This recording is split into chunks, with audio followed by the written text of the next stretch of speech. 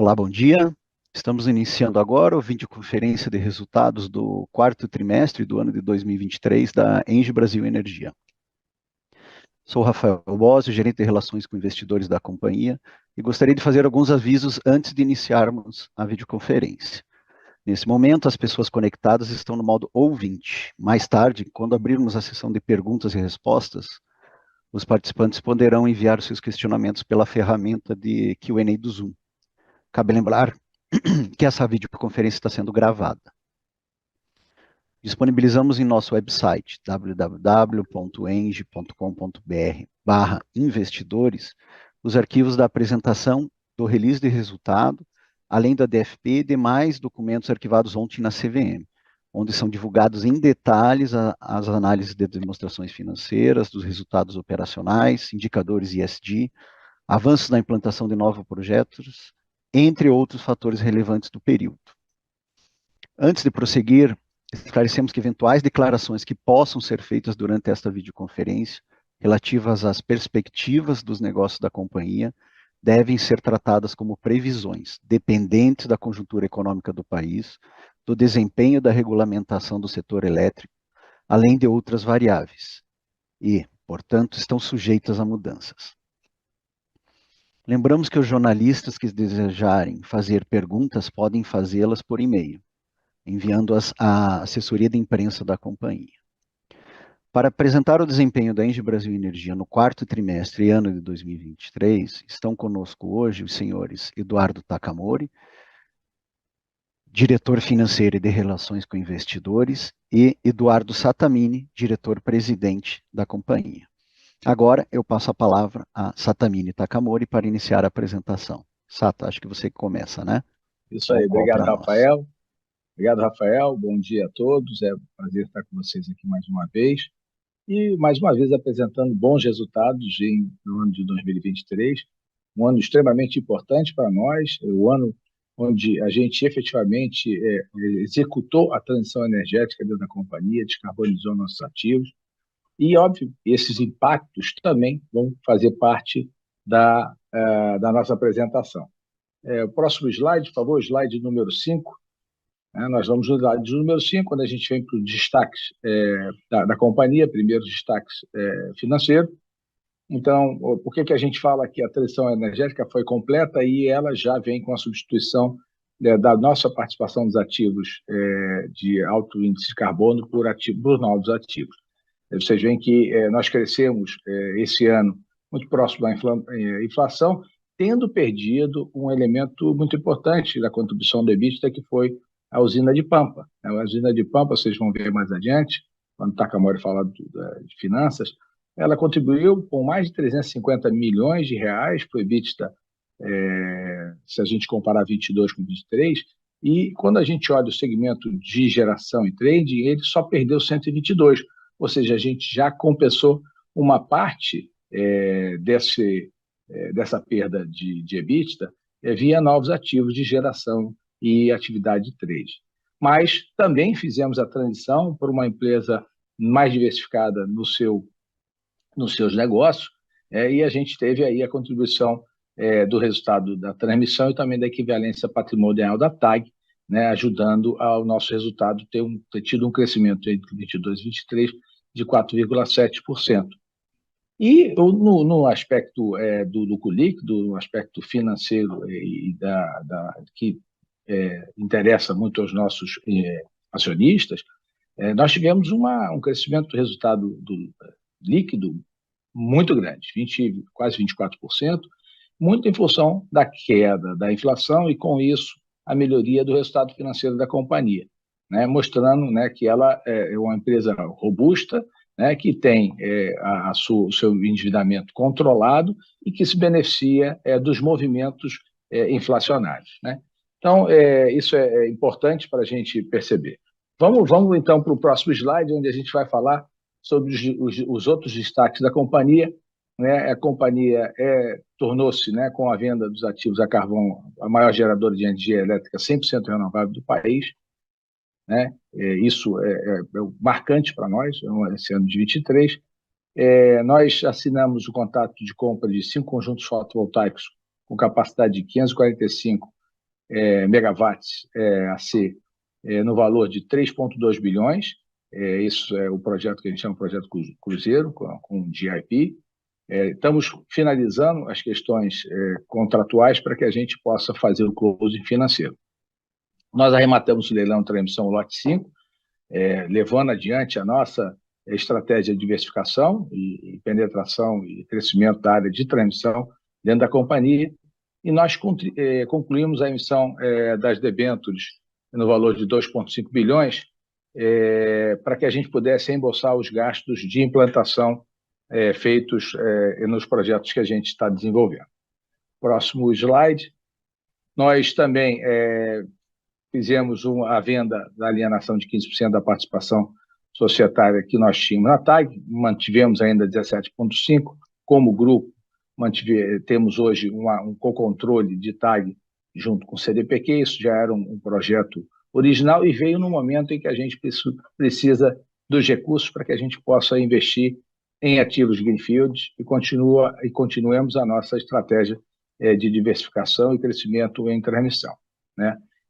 Nós também, agora na reunião do Conselho, aprovamos a distribuição de dividendos obrigatórios complementares no valor de 994,5 milhões, representando 1,22 centavos por ação, e deve ser ratificado na AGO, né? E a gente deve definir, eu não sei, Takamori já deve estar definindo a data X, né? Quando é que a gente vai definir a data X?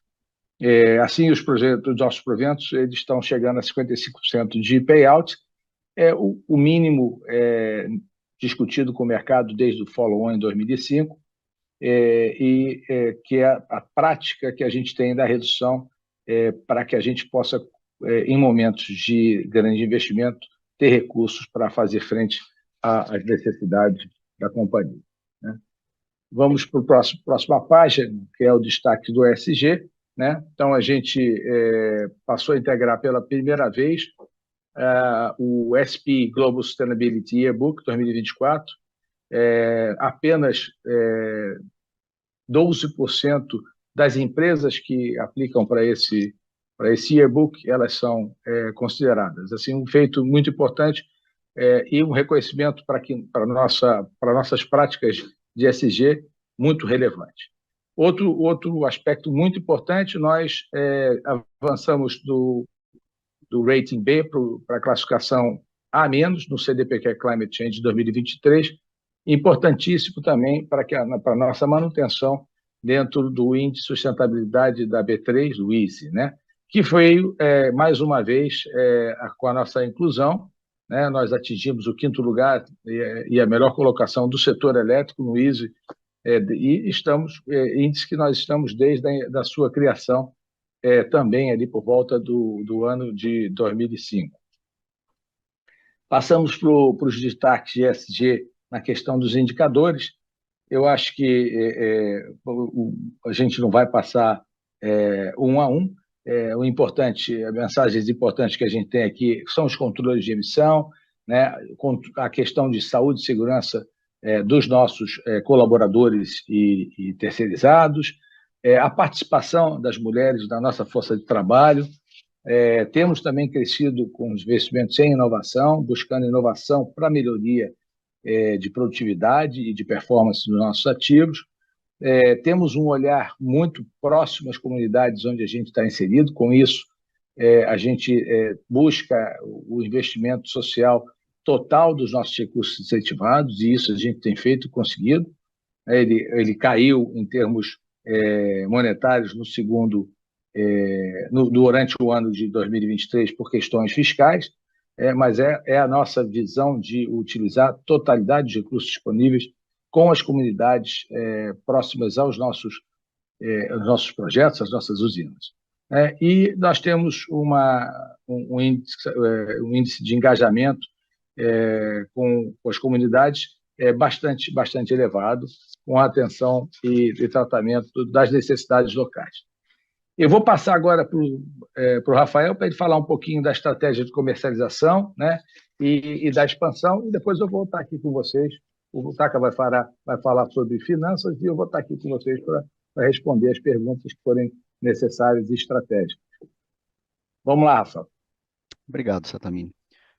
Bom, entrando aqui no nosso balanço de energia, que atualizamos trimestralmente, e que é uma ferramenta muito importante para atualizar o nosso desempenho no mercado, né, e também para ajudar a modelar a empresa, e também para verificar potenciais oportunidades e exposições, né. A gente vê, se compararmos os números que estão divulgados aqui do lado esquerdo, no gráfico do lado esquerdo, uma evolução consistente nesse trimestre. Tivemos aí boas vendas, naturalmente no período onde a gente tem um nível maior de descontratação, de 26 a 28, culminando com uma venda bem sólida no ano de 28, uma venda média de 108 megawatts médios, mas com venda de superior a 300 megawatts médios por ano de 2028, né? Lembrando que o balanço de energia ele se encontra na seção de anexos, no slide 36, e lá também é possível identificar, comparando com o balanço que a gente divulgou no terceiro TRI, que a gente tem tido sucesso em manter o preço médio de venda de energia nesse período, né? Então, foi um resultado relevante, e também mostra a nossa capacidade de alavancar as vendas e também de começar a aumentar a nossa participação no varejo. E que isso é mostrado no próximo slide, por favor, Adriano. Só um minuto, Rafael, talvez para a gente acrescentar Fala, aqui, Sato. né, na questão de manutenção de níveis de preço, né? Isso é muito da forma que a gente vende energia, né? A gente vende energia sempre em volumes anuais, a gente está sempre atendendo o mercado, acelera em momentos de preço melhor e reduz em termos de preço mais baixo. Isso garante aí que a gente tenha um preço muito resiliente a movimentos de curto prazo de mercado, né? Então, isso, quando a gente olha aí o nosso preço médio, ele está se mantendo, mesmo no ambiente de preços mais baixos, né, que a gente tem vivido com esse excesso de oferta, a gente tem uma resiliência dos nossos resultados. A gente não tem grandes exposições, mas também, em compensação, quando os preços sobem demais, a gente também não se aproveita tanto. Mas é essa característica de estabilidade e resiliência que tem o nosso ativo. Então, isso eu acho que é uma mensagem bastante importante para os nossos investidores, né? Então, da mesma forma, né, Rafael, a gente tem uma diversificação nos setores industriais e comerciais de tal forma que a gente também não tenha uma sobreexposição a alguns dos setores que podem ter problemas de competitividade, etc., né? Então, desculpa, Rafael, a interrupção, mas eu acho que isso aí dá um dinamismo também aqui na nossa apresentação, e eu volto a palavra aí para você. Não, muito bem lembrado, né, Sato? Então, além dessa diversificação, né, também lembrar da diversificação entre a contratação, né, no mercado regulado e no mercado livre, né?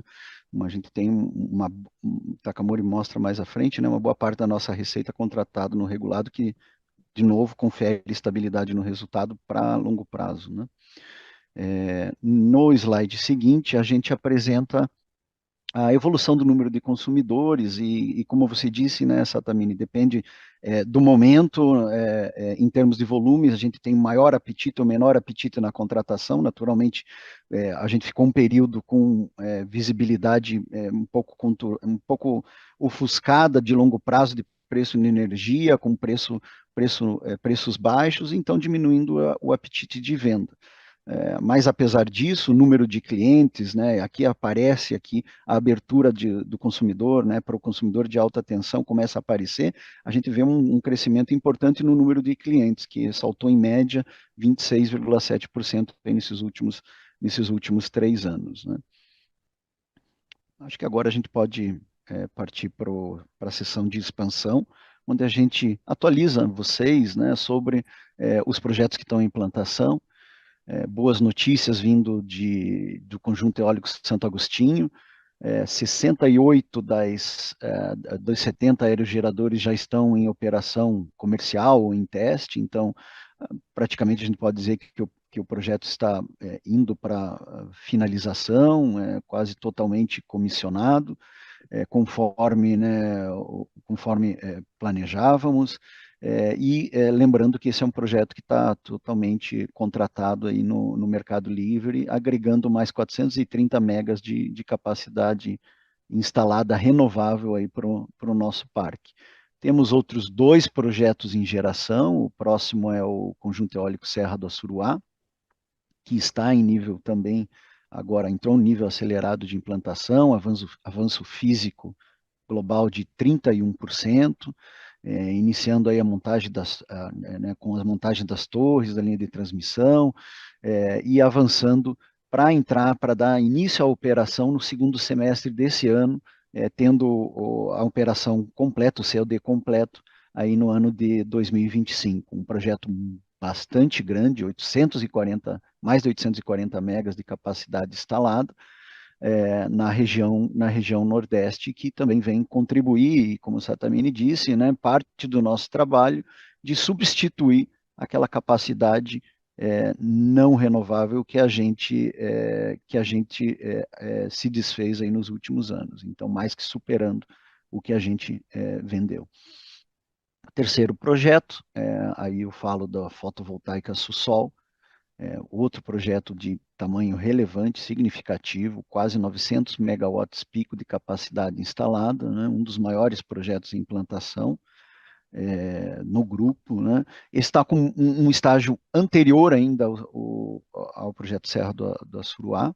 A Sussol, ele começa a entrar em operação também esse ano, mas atingindo operação total mais para o final de 2025.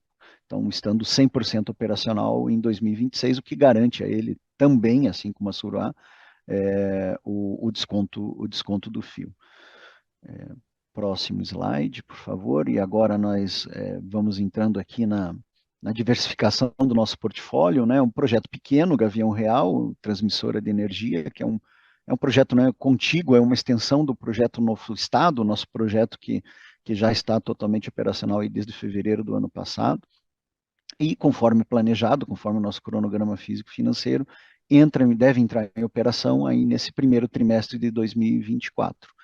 Mas temos outro projeto, no próximo slide, esse sim, um projeto relevante, um projeto bem maior, Asa Branca Transmissora de Energia, como nós nominamos, que é o lote do leilão de junho de 2023, em que nós tivemos sucesso, um projeto de mais de 1.000 quilômetros, de linhas que vão passando pela Bahia, Minas e culminando em Sergipe, no estado do Espírito Santo, e que vai ajudar a escoar a energia renovável que está sendo produzida, que vai ser produzida no Nordeste. Estamos aqui divulgando uma previsão de antecipação de COD de pelo menos 24 meses, considerando o prazo limite do início da operação, prazo limite da ANEEL, para março de 2029. Próximo slide. Giral, aqui é o slide que nós temos aí, já historicamente, sobre Giral, que é uma oportunidade uma oportunidade de crescimento. A usina aqui, só lembrando, é uma usina cujo o grupo Engie possui uma participação de 40%, então essa usina ela não está no nosso portfólio ainda, mas pode vir a estar nessa também.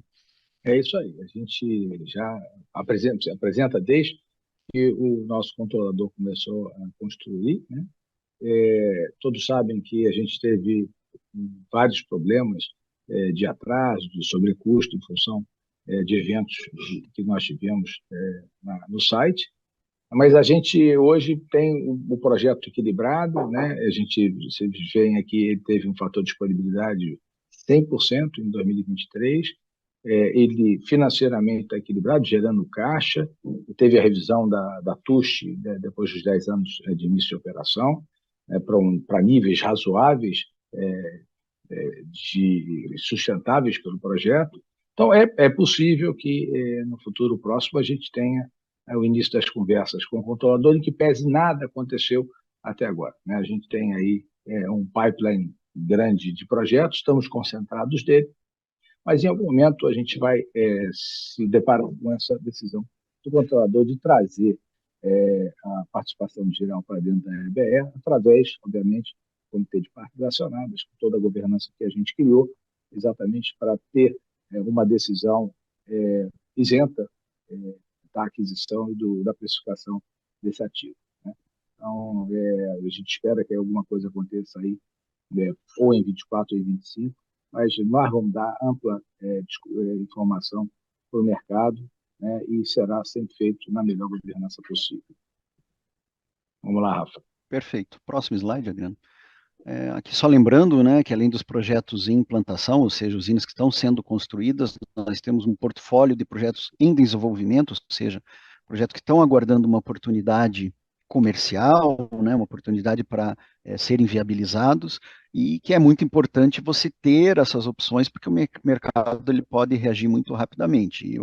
E historicamente, do início do desenvolvimento até início de implantação, um projeto ele pode levar alguns anos. Então, é importante a gente manter essa carteira atualizada, com projetos já maduros, para poder capturar as oportunidades que podem aparecer repentinamente no mercado. Bom, creio que com isso eu encerro a sessão de atualização da nossa expansão, dos projetos de implantação, e finalmente aí passo a palavra para o Takamori para entrar na sessão de desempenho financeiro. Taka, é contigo agora. Obrigado, Rafael. Então, chegou o grande momento aqui, desempenho financeiro, a gente está muito animado com os resultados.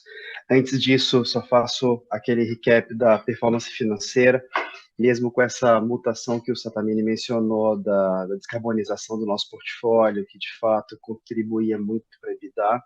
Vocês percebem que o nosso retorno sobre patrimônio líquido ajustado ainda está em patamar super elevado, beirando os 35%, mantendo uma média bastante superior ao mercado. Retorno sobre capital investido também no patamar de 20%. Naturalmente, quando a gente começa a alavancar mais a companhia, essas relações mudam um pouquinho, talvez a gente tenha um pouco menos de retorno sobre capital investido no futuro, mas ainda assim criando muito valor para o acionista. Do lado direito da tela aqui, a gente só relembra também a quantidade brutal de investimento que a gente fez desde 2016, 28,5 bilhões, alavancagem bastante elevada também, de 84%.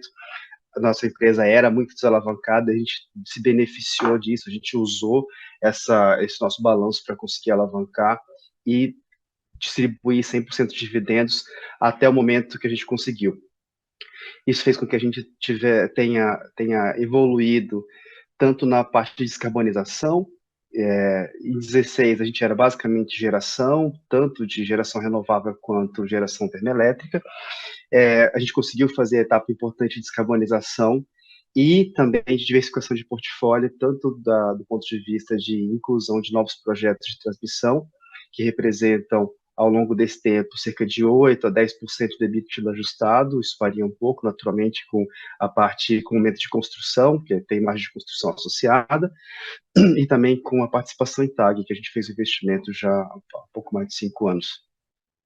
Então, naturalmente, como a gente fez o desinvestimento da TAG parcial, essa participação da TAG, que foi de 10%, chegou a 14%, ela vai recuar, espera-se que ela recua no próximo ano, mas ainda assim, a soma de parcela de networks, né, que é transmissão de energia elétrica e transporte de gás, ainda vai continuar representando essa faixa de 20%, que ajuda bastante na nossa estabilidade de resultado. Um outro ponto importante, só para lembrar que a gente tem uma parcela importante da nossa receita de energia também em contratos de longo prazo. Então, essa parcela de transmissão, né, tanto de transmissão quanto da TAG, ela tem contratos de mais longo prazo, transmissão mais ainda, né, um business bastante regulado e a RAP é bastante perene. E dos 76% do ano de 2023, uma parcela importante, algo como 60%, é em contratos regulados também, de longo prazo. Então, isso ajuda bastante a ter a recorrência e estabilidade do nosso resultado. Próximo slide, a gente entra na evolução da receita operacional líquida. E aqui, resgato a fala novamente do Sattamini, que mostra que bem na barra central, os 3 principais drivers aqui que fizeram essa mutação da nossa receita operacional líquida de sair de 11,9 bi para 10,7 bi entre anos, são justificáveis e eram previstos. Né? O primeiro era a saída de Pampa Sul, ela contribuía com quase 350 milhões aqui, e a gente vê que isso tem um impacto importante na nossa receita operacional líquida.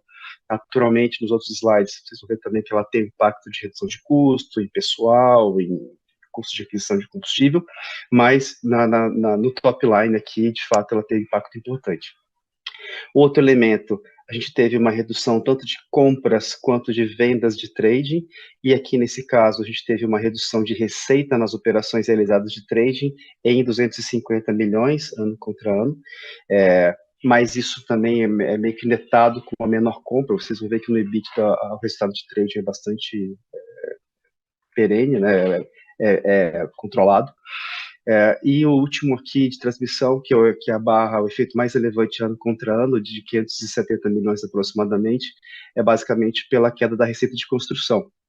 Vocês sabem que a transmissão ela tem um tratamento contábil diferenciado, ela gera receita de construção, ela gera receita mesmo antes da entrada de operação comercial, e uma vez que a gente teve todos os ativos entrando em operação comercial, naturalmente você deixa de ter essa receita. Né? Então isso justifica, são os três principais elementos que justificam essa redução de aproximadamente 10% da nossa receita operacional líquida. No próximo slide, a gente faz uma ponte agora para a TAG. TAG, vale a pena mencionar que teve um resultado excepcional no ano de 2023. A gente também já tinha comentado isso ao longo do ano, né? Ela teve uma série de otimizações internas, a gente conseguiu capturar esse valor, e o principal deles aqui foi o próprio financiamento, que liberou caixa dentro da companhia, aumentou a distribuição de dividendos. Então a gente teve um ano, de fato, one of a kind, né, da TAG.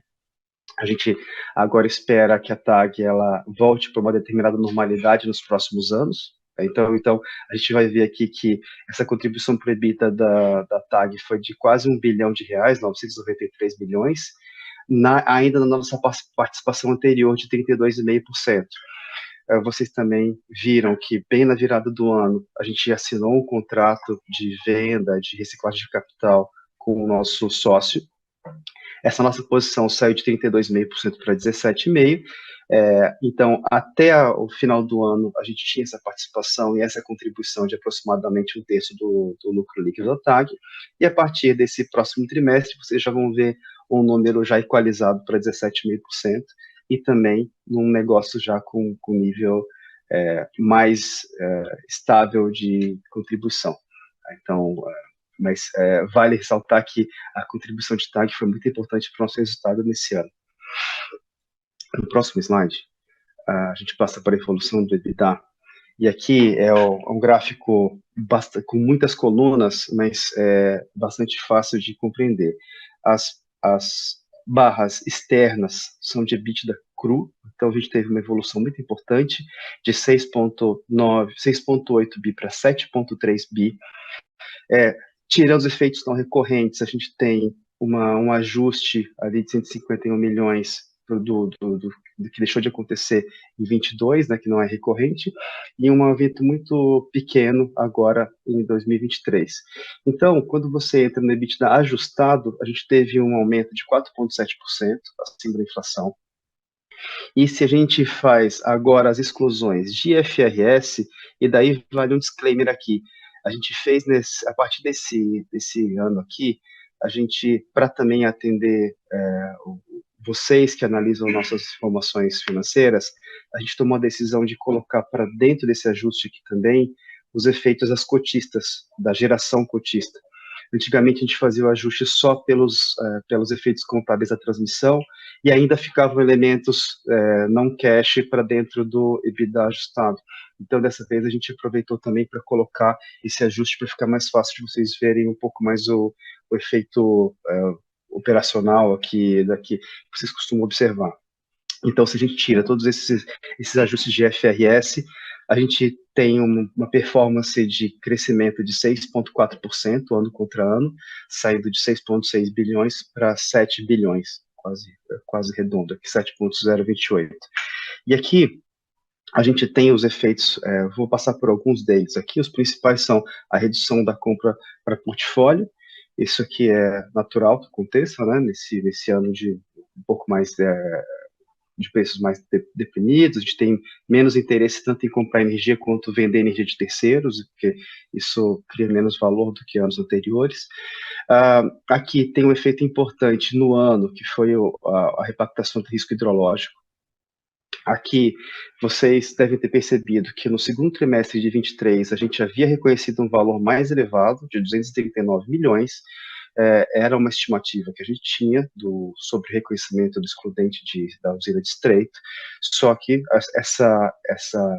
os princípios contábeis, né, o tratamento contábil evoluiu ao longo do ano, a gente teve uma série de interações com os auditores, e a gente percebeu que era necessário fazer uma revisão.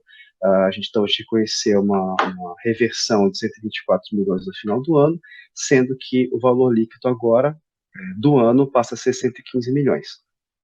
Mas mostra também que teve um valor importante nessa extensão de concessão. Isso cria valor para a companhia e para os seus acionistas. E aqui, indo mais para o final, para as barras finais ali, mostra também o 348 milhões aqui, que é uma das barras mais importantes aqui, os efeitos mais importantes ano contra ano, que é a redução, o efeito da saída de Pampa Sul do nosso portfólio. A transmissão, como a gente já falou, aqui, de fato, transmissão sem os efeitos do tratamento contábil, que então expurga a margem de construção e todos os outros ajustes de FRS, e daí sim você consegue observar aumento do EBITDA em função da RAP. Né? Então, a gente está com todos os ativos, todas as linhas de transmissão e subestações de gralha Azul e Novo Estado já operacionais, e isso faz com que a gente tenha um aumento de EBITDA em 265 milhões ano contra ano. E, por fim, equivalência patrimonial de TAG contribuiu adicionalmente em 266 milhões comparativo ao ano anterior. Resultado muito importante da TAG. A gente já imaginava que isso não seria recorrente, né? 2024 seria naturalmente um ano menor, mas ainda assim 2023 foi um ano fantástico para a contribuição da TAG. Ela teve, de fato, um retorno muito importante para a gente aqui. Próximo slide, evolução do lucro líquido. Aqui, o Sattamini já fez uma abertura e já mencionou que o principal impacto aqui foi resultado financeiro. Nosso resultado financeiro tem um impacto, ele sente muito a variação no IPCA, porque cerca de 80% da nossa dívida está vinculada ao IPCA. Então, como a gente teve um IPCA muito mais baixo em 23 do que 22, você já tem uma variação importante ano contra ano aqui. Então, a gente fica aliviado também de ter esse resultado mais normalizado aqui de resultado financeiro, e também lembrando que nossas concessões a pagar, das 4 usinas que nós temos concessões a pagar, os de uso do bem público, 3 delas também são indexadas a IPCA, então, quando a gente tem esse IPCA no nível mais baixo, isso também nos beneficia, e a gente tem menos o impacto de variação monetária de concessões a pagar, do saldo de concessões a pagar. Aqui a gente traz o EBITDA ajustado, o efeito do EBITDA ajustado de 329 milhões, que estava no slide anterior, para dentro desse slide aqui. Naturalmente, com a saída de Pampa Sul, você tem uma menor depreciação e amortização, a tua base de ativos reduz, então você tem um valor melhor, né, menos depreciação e amortização ano contra ano. E, por fim, como a gente tem um resultado muito superior, também a gente paga mais imposto, né? Essa é a parte ruim de ter um resultado tão bom assim. Pagamos quase 300 milhões a mais de imposto ano contra ano. E daí eu destaco que, independentemente do recorte aqui, se é o lucro líquido ou lucro líquido ajustado, a gente teve um resultado fantástico, né? Seja 28%, quase 29% do lucro líquido, em aumento do lucro líquido, seja 24% quando a gente faz os ajustes aqui, os ajustes não recorrentes. Então foi um ano realmente muito, muito bom, um ano fantástico do ponto de vista financeiro também. Próximo slide. A gente resgata aqui o endividamento. O nosso endividamento continua super equilibrado, nosso patamar continua em cerca de 2 vezes dívida líquida EBITDA. Naturalmente, nossa dívida aumentou, porque, como vocês sabem, a gente fez uma emissão de debêntures no final do ano passado para antecipar a nossa necessidade de caixa para esse ano. A gente tem uma série de investimentos que a gente, na sequência, vai passar aqui. Mas então a gente aumentou o nosso saldo de dívida aqui de 18 bilhões para quase 21 bilhões no final de 23. Mas, nesse momento, a gente não usou esses recursos ainda da dívida que a gente tomou. Nosso caixa aumentou de forma significativa também e manteve essa dívida líquida no patamar de 15 bilhões. O próximo slide de composição da dívida mostra um perfil bastante confortável de pagamento. A gente tem uma geração de caixa bastante expressiva, que consegue comportar tranquilamente o pagamento das nossas dívidas e também manter essa distribuição de dividendos de 55%. Então, é um perfil bastante confortável aqui, e resgatando apenas que, como eu tinha mencionado, cerca de 80% da nossa dívida está indexada em IPCA, um pouco menos, 17% em CDI e uma parte remanescente aqui, 5% em TJLP, fruto dos contratos antigos do BNDES. E vale ressaltar também que o nosso custo nominal da dívida de cerca de 10% é um pouco abaixo, inclusive, que a NTNB para a mesma duration aqui, está em 5, IPCA mais 5,3, né? Então, é um custo de dívida muito eficiente para a gente aqui também, que permite esse aumento do nosso ROI também. Próximo slide. A gente tem um plano de investimentos, e aí consolida tudo que o Rafael mencionou nos slides anteriores. A gente tem aqui 9,6 bi, certo, Rafa? E aqui eu só estou tentando resgatar a informação. Desses 9,6 bi, naturalmente aquela barra cinza depende do closing da Atlas, então uma operação que está em vias de ser concluída, né? O nosso signing foi ainda ao longo do final do ano passado, no Q4. Falta ainda uma CP, mas a gente está bastante esperançoso que essa operação feche ainda nas próximas semanas, ainda dentro do Q1 de 24. Então, desse 9,6 bi, cerca de 2,3 bi são do equity de Cruzeiro, e é o grande ano de Serra da Suruá. Serra da Suruá, ela começa a entrar em operação no final desse ano já, e é o ano que o ano que mais exige CAPEX, no montante de cerca de 3,8 bi. Então, uma parte expressiva desse nosso compromisso financeiro aqui vai para a Serra da Suruá. A Sussol também, ela começa a exigir já, a curva de desembolso, ela chega a bater mais ou menos 2,1 bilhões para esse ano de 24, e os demais são a finalização de Santo Agostinho, manutenção, e o começo de Asa Branca. Asa Branca ainda ela está no momento que ela não requer ainda um CAPEX muito grande, mas já deve também ser cerca de meio bilhão para esse ano. Então, quando a gente soma todos os nossos compromissos já assumidos de investimento, isso totaliza 14 bilhões, muito concentrado nesse ano. Então, esse ano aqui vai ser o nosso grande ano de investimentos. Então, conecta com o que a gente vai falar no próximo slide aqui, que é o de distribuição de dividendos. Naturalmente, a gente se esforça para maximizar a distribuição de dividendos, manter um payout mais alto possível. Na maioria dos anos foi do patamar de 100%, mas é também esperado que nesses momentos de maior investimento a gente faça uma redução, mantendo nesse nível saudável de 55% de payout, mas esperado e natural que a gente tenha essa disciplina financeira aqui para manter a estrutura de capital adequada para fazer frente aos investimentos que a gente tem. Rafa, com isso a gente encerra a parte mais expositiva do nosso call, passando para o Q&A. Perfeito, isso mesmo. Obrigado. Estou com algumas perguntas aqui, obrigado a quem as enviou. Começar com perguntas da área comercial, Satamini e Taka. A primeira pergunta, na verdade, tenho duas perguntas relacionadas, dá para tentar fazer um combo aqui. O Victor Cunha, analista do Itaú BBA, pergunta, menciona aqui, né, que a companhia acelerou bastante as vendas de PPA no trimestre. Ele pergunta, podemos esperar 2024 seja um ano agitado em termos de vendas de PPA, dada a recuperação dos preços de energia?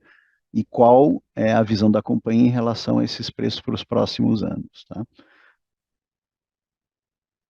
Vamos lá, eu posso começar a responder essa pergunta, né? Talvez vocês me complementem, mas a gente viveu, aí talvez eu acho que o 7º pior dezembro da história, do histórico nosso, de hidrologia, o pior janeiro. Isso, obviamente, gera um impacto, né? Deixa só um minuto que eu vou startar o meu vídeo aqui, parece que eu estou sem vídeo, né? Bom, acho que agora aí. Ainda não, Sata. Agora.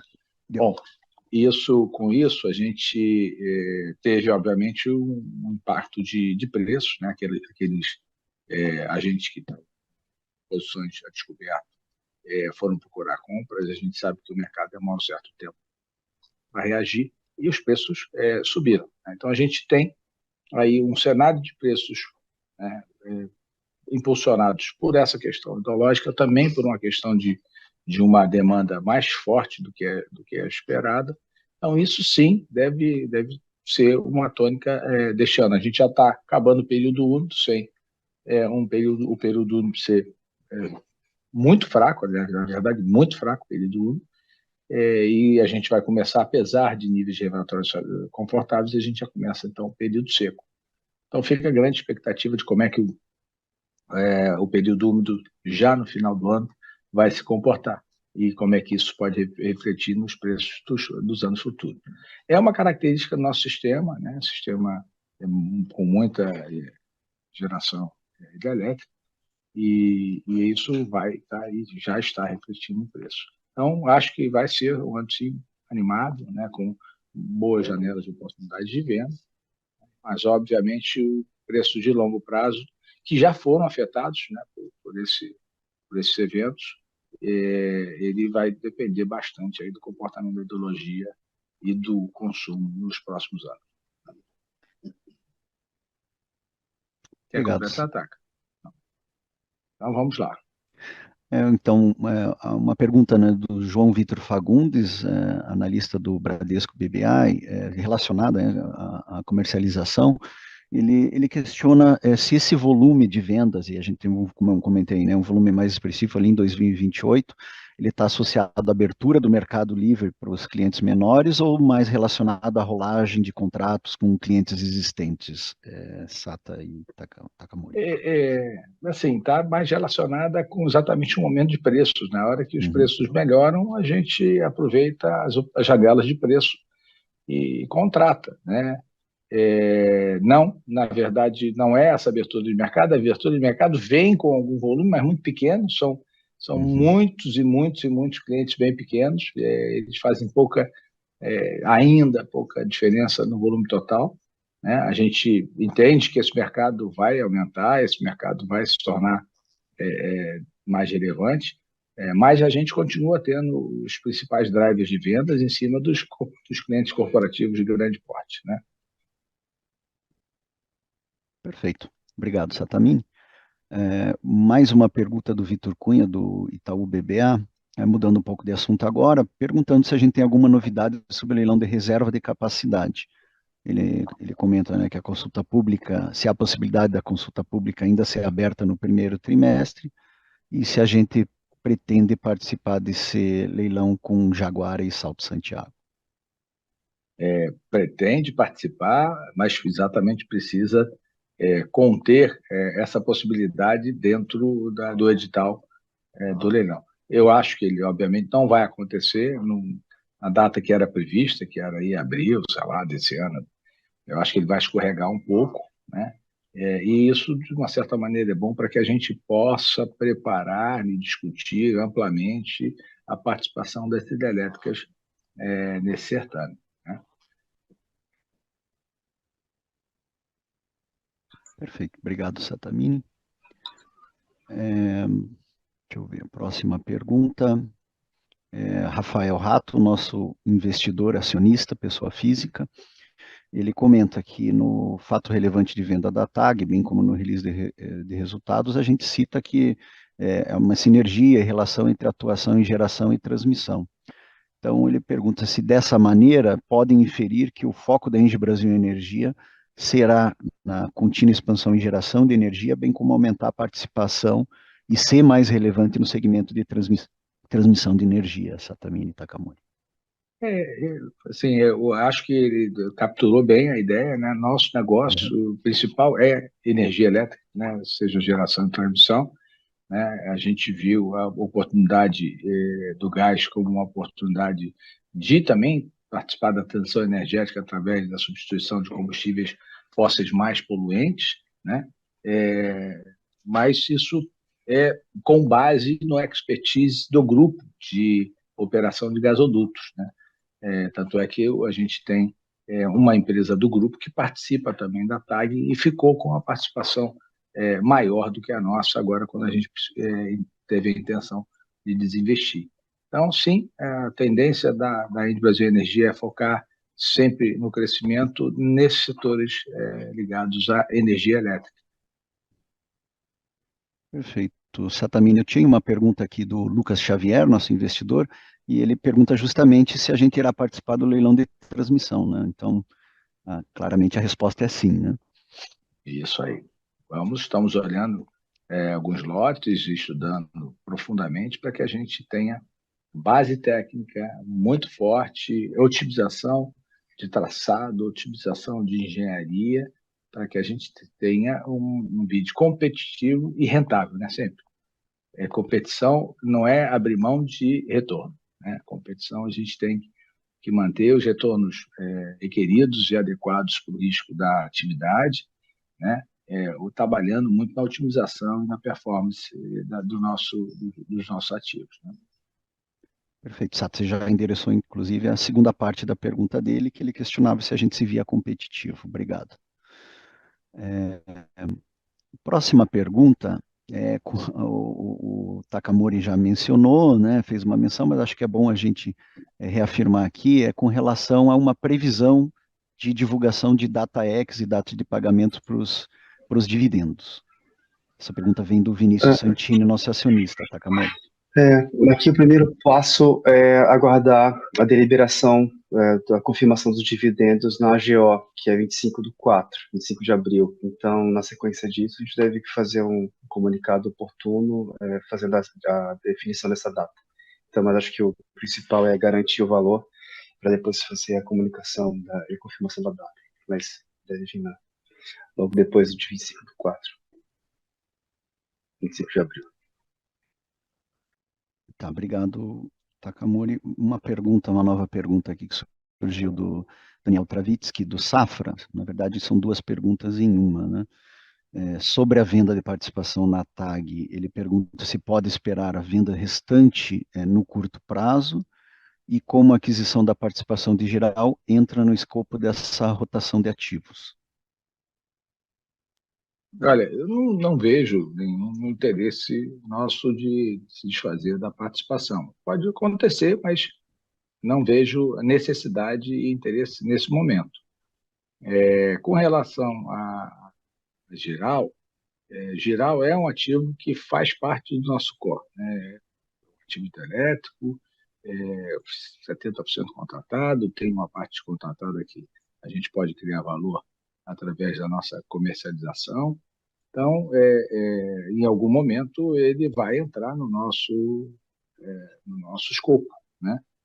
Coisa que ainda não aconteceu por uma decisão do controlador. O controlador entendeu que ele precisava arredondar a operação, né, antes de trazer para o comitê de parte relacionado.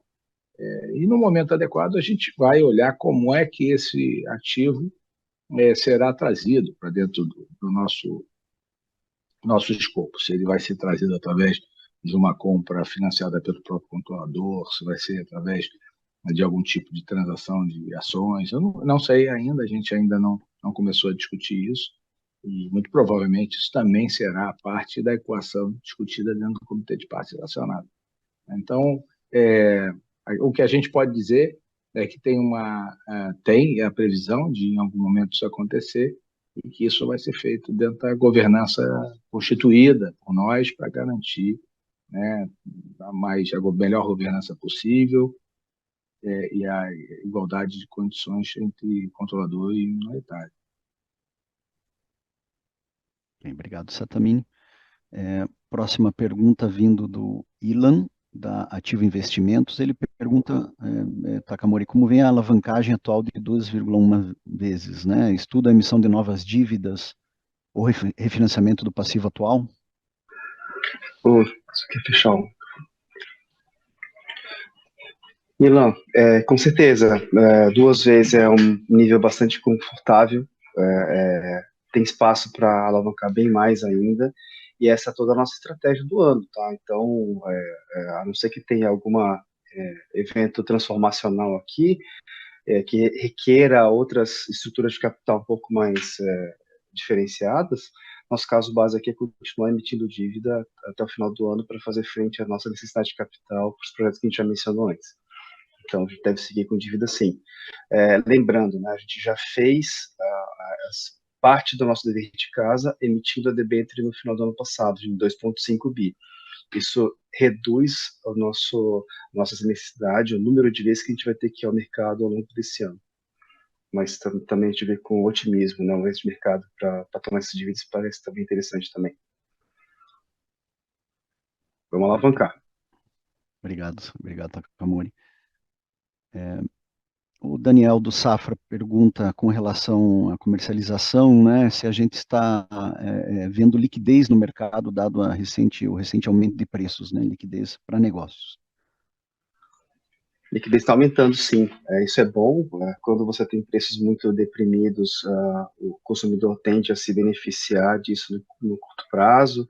A gente vê um arrefecimento um pouco das vendas, mas quando a gente começa a ter essa volatilidade, em função da condição hidrológica e da própria complexidade do mercado, você já vê que o consumidor se dá conta que não é a expertise dele, que ele tem que deixar para quem entende do negócio e transfere o risco por meio da compra de energia, para contratos de mais longo prazo. Então, a gente viu, sim, essa maior liquidez e essa maior interesse dos consumidores em fechar as posições de uma forma mais consistente. A gente está vendo esse movimento, sim, e naturalmente a gente está se posicionando e vendendo energia do nosso portfólio. Obrigado, Takamori. Então, uma pergunta aqui do João Pimentel, analista do BTG Pactual, específica sobre a TAG, acho que vou procurar responder por aqui. Ele pergunta, né, se a gente poderia explicar o motivo da queda de receita na TAG no quarto trimestre e mais detalhes sobre a provisão de devolução das penalidades que impactou o EBITDA. A resposta para a primeira parte da pergunta é justamente a segunda parte da pergunta, né? A queda de receita, João, é justamente a devolução, né, dessas penalidades que foram cobradas, né, e foram provisionadas. E elas vão ser devolvidas no decorrer dos anos de 2024 e 2025. E só lembrando, né, esse pacto foi maior porque são todas as penalidades de 2022 e 2023 impactaram somente o quarto trimestre, tá? No quarto trimestre de 23, naturalmente. Estamos indo para o final das perguntas. Satamini Takamori, o Vinícius Santini, nosso acionista, pergunta se a gente tem alguma novidade sobre projetos de hidrogênio verde.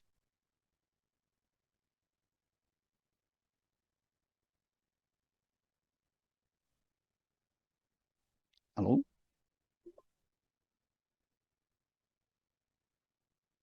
Sata, você está no mudo, Sata. Tá. Vamos lá, então vamos lá. Nós temos procurado, sim, alguns desenvolvimentos de hidrogênio verde. É uma indústria muito inicial, no seu estágio inicial.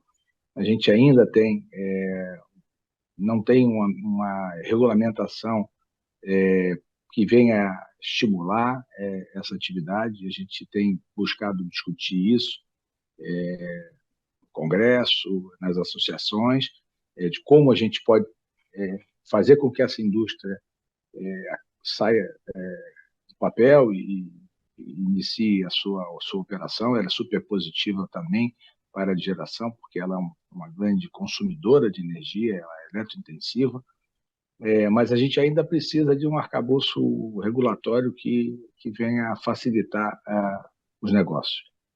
Então, esse eu acho que a principal barreira para o desenvolvimento do hidrogênio verde, né? Mas a gente tem trabalhado, sim, em alguns projetos industriais, né, que podem vir a ser economicamente viáveis, desde que a gente tenha a valorização da redução do carbono, né? Senão, o custo de carbono possa ser um elemento que venha a viabilizar a criação dessa indústria. Então, são coisas que estão andando de forma lenta, né? Mas nós estamos discutindo e é possível que a gente tenha alguma evolução aí durante esse ano de 24. Né?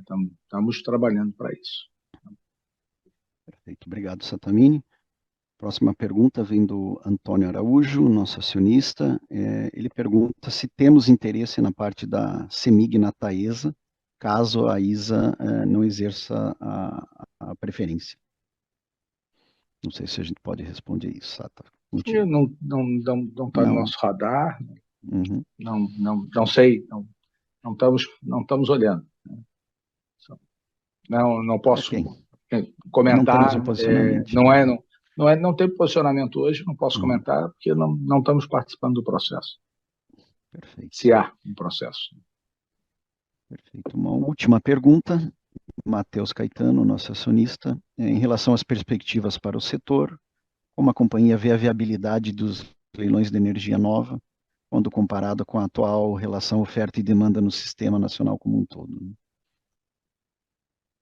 Leilão de energia nova... Acho que não tem. Eu acho difícil que não tem demanda, né? Não vai ter demanda para isso. Como não tem demanda, o leilão não deve sair. Acaba não acontecendo. A gente tem um excesso de oferta, inclusive das próprias distribuidoras, que estão perdendo muitos clientes para o Mercado Livre. Então, a probabilidade é que você, inclusive, tenha uma exposição involuntária muito grande das distribuidoras e afetando aí, inclusive, tarifa de energia dos consumidores que continuarem cativos. Né? Essa é a espiral da morte aí, né? Que o cara sai para o Mercado Livre, deixa as contas para quem fica, a conta fica cada vez mais cara e mais estímulo para o cara sair para o Mercado Livre, deixa a conta para os outros. Né? Essa é a espiral da morte, é a loucura que a gente está vivendo, e isso tem sido amplamente estimulado pelo crescimento da geração distribuída. Né? Então, tem sido uma mensagem dada por nós, né? O governo precisa parar, olhar, porque assim o consumidor, o mais pobre, o que tem menos recursos, vai acabar pagando para aqueles mais ricos e mais espertos. Né? Então, essa é a mensagem que a gente passa para todo mundo, dentro do Congresso, dentro do governo. Né? Tem tido dificuldade de que as ações sejam tomadas. Espero que em breve caia a ficha e o governo comece a fazer alguma coisa, porque isso é importantíssimo para a saúde do setor. Né? Ótimo, Sata. Então, agora, sim, definitivamente indo para a última pergunta, e para não deixar nenhuma aberta, e também deve ser muito em linha com a antepenúltima resposta que você deu, Sata. O Bruno pergunta se há interesse nos ativos da ES Brasil.